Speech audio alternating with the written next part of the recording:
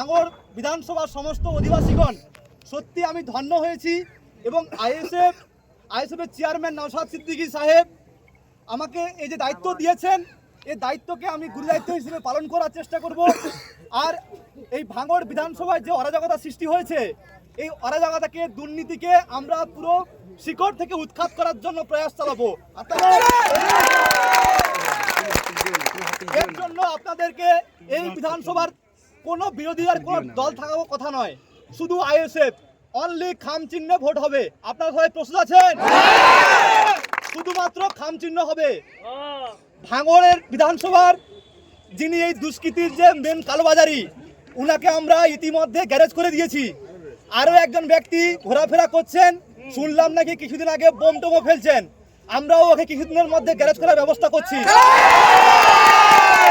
আপনারা শুধু খাম চিহ্নে আপনাদের পরিবারের সমস্ত সদস্য, বন্ধু বান্ধব, আত্মীয় স্বজন সবাইকে বলে দেবেন, চুপচাপ চুপচাপ চুপচাপ। এটা যদি, এই আওয়াজটা যদি আমরা পশ্চিমবঙ্গে ছড়িয়ে দিতে পারি, শুধু ভাঙড় নয়, যাদবপুর লোকসভা নয়, একদিন আমরা পশ্চিমবঙ্গের মসনদে বসবো। এটা আপনারা মানছেন তো? ধন্যবাদ। কোনো কমজোরি থাকে, ভাঙড়ের লিড দিয়ে আমরা সেটা পরিপূর্ণ করে আমাদের অ্যাডভোকেট সাহেবকে আমরা দিল্লি পাঠাবো, এটাই আমাদের অঙ্গীকারবদ্ধ হইলাম। তারা যদি গুন্ডা মস্তান ভাড়া করে এনে বুক ফুলিয়ে ঘুরতে পারে, আমরা অ্যাডভোকেটের হাত ধরে বুক ফুলিয়ে ঘুরবো ইনশাল্লাহ। পারবো তো? সেটাই মনে রাখতে হবে যে বোম গুলি বন্দুকের দিন শেষ, এখন কলমের জোর চলবে। সেই জন্য আমরা অ্যাডভোকেট সামনে খাড়া করেছি। এসো, দেখা হবে তোমাদের সাথে ঈদের পর থেকে ময়দানে একটা একটা অঞ্চলে। ঠিক আছে, বক্তব্য বহুত হবে, সময় সংক্ষেপ, সবাই নামাজ কালামের ব্যাপার আছে, তো এখানেই সংক্ষিপ্ত বক্তব্য ইতি করলাম। আবার আগামী দিন দেখা হবে সবাই।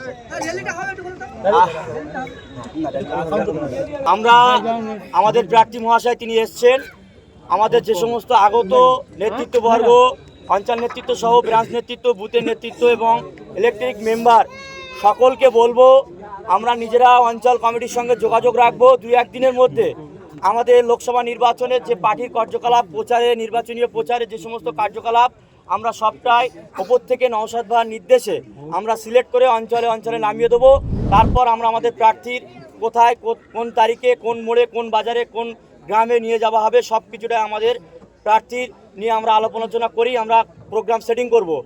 আজকে যারা এসছেন সকলকে, আমাদের ভাঙড় অঞ্চল নেতৃত্ব বা ব্লক নেতৃত্ব বা আমাদের প্রার্থীর পক্ষ হইতে সকলকে সংগ্রামী অভিনন্দন ও শুভেচ্ছা রইল।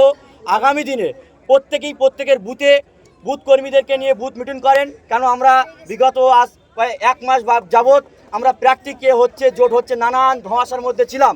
আমাদের দলের চেয়ারম্যান সহ রাজ্য কমিটির নেতৃত্বরা কয়েক ঘন্টা আগে আমাদের যাদবপুর কেন্দ্রের প্রার্থী তিনি ঠিক করে দিয়েছেন।